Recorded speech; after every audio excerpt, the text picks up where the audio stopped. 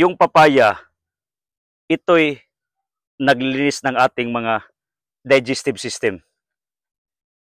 Kaya nga, yung iba kumakain ng papaya because this is good for bowel movement.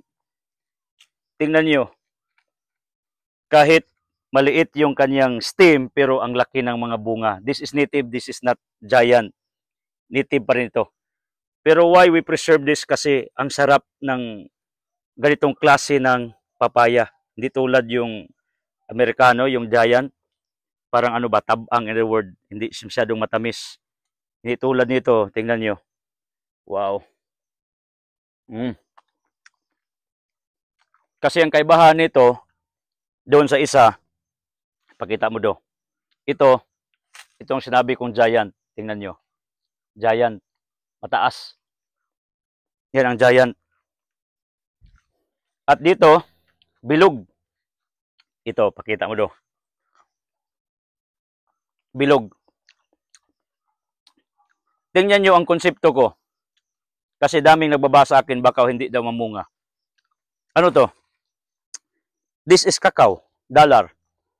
600 pag hindi season dito sa Bohol. At sa tabi nitong cacao, mayroon tayong native na bayabas. Tingnan nyo, marami itong bunga. May bunga pero gibuti-buti. Kasi may season talaga yung bayabas. May season na okay. Mayroon yung season na hindi. Pero mayroon naman tayong makukuha nito paminsan-minsan na okay. Ito nga, may isa. Pakita mo do. Ito. Kahit gibuti. So, para itong fruit salad ngayon, halo-halo. Kasi may bayabas sa tabi. At saka may niyog dito. Ang daming bunga.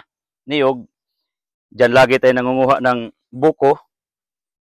At saka sa tabi ng niyog, mayroon itong bunga ng limon. Tandaan nyo.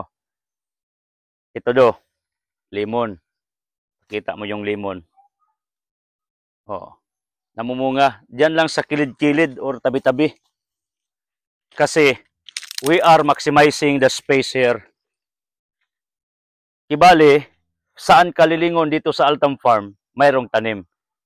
May nagbaba sa akin, hindi yan mamunga. No? Depende yun sa alaga talaga.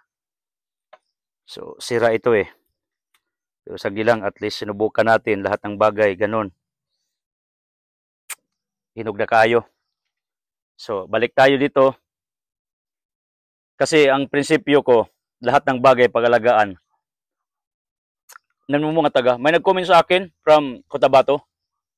Yung prutas nila, hindi masyadong malayo sa isa't isa. Dikit-dikit. Pero nalagaan na namunga talaga. Depende yun sa diskarte.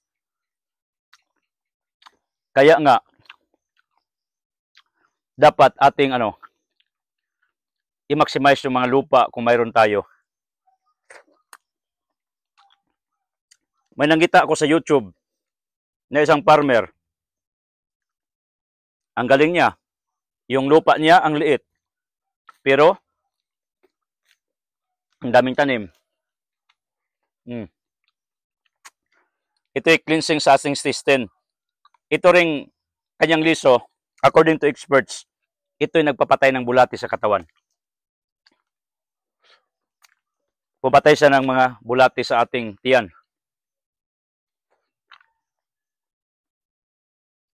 Yun.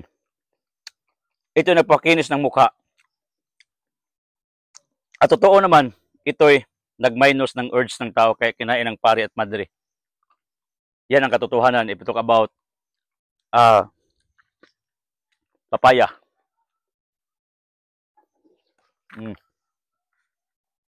Ang sarap talaga.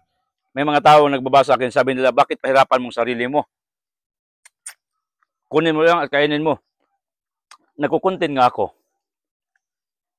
Subukan natin mga bagay na hindi nagawa ng karamihan. Yun ang ibig sabihin ng extraordinary doing. Yung hindi ginawa ng lahat. Ginawa lang ng iilan. Napaisip ko tuloy, in all content creators of this country, Philippines, nagpaiba tayo. Bakit? I highlighted teachings, turo. Nakita kong area na ito na maliit, pero daming tanim. Kita nyo?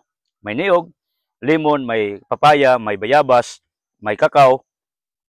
Sa kabilaan, lahat kalilingon. So pinakita ko sa inyo. At saka, dito sa tabi, pakita mo do. Nagawa natin itong habi ng coconuts natin for planting ito. Mga seedlings natin. At sa tabi, mayroon itong kalabo for manok. Ito yung mabaho na bulaklak. Marami ito sa Panglao. Pero nandito na sa ating lugar ngayon. At dito sa kabila, mayroong alugbate dyan. Ito, karlan. So yun ang ibig kong sabihin na kahit sa munti mong lupa, kahit ang liit ng backyard, side yard mo, hindi po yun karason-rason na wala kang tanim talaga. Alangan man, kunti ang lupa mo, tamnan mo ng malaking puno ng akasya dyan, mali yun. Mag-isip ka naman, what is fitted in a certain location? Business nga, hindi pwede saan-saan ka tayo. There is study which is called feasibility study. Alam ko yun kasi that's what I studied kasi isa kong entrepreneur. Meaning, like God, plants each one of us. God is planting each one of us in every place where you are. Hindi po siya nagkamali. Marunong siya magtanim. Do it. Even a small space where you are, you can plant sari-sari. Not necessarily a bigger space. Kahit kaanga, may urban gardening nga Diskarte yun. Kaya yung mga bashers sabi nila, lamang ka kasi may lupa ka. No? Kahit may lupa ka malaki, pag hindi ka marunong magtanim, wala ring kwenta yun. It's a matter of awareness, diskarte. Kaya tinuruan ko kayo ng maximizing space. Liit na area, pero siksik-liglig sa laman. Siksik-liglig sa tanim. Bakit? You know what to plant and what to do. Yan ang importante. Kaya nga ako nagturo para mayroon kang kaalaman. Okay? God bless you.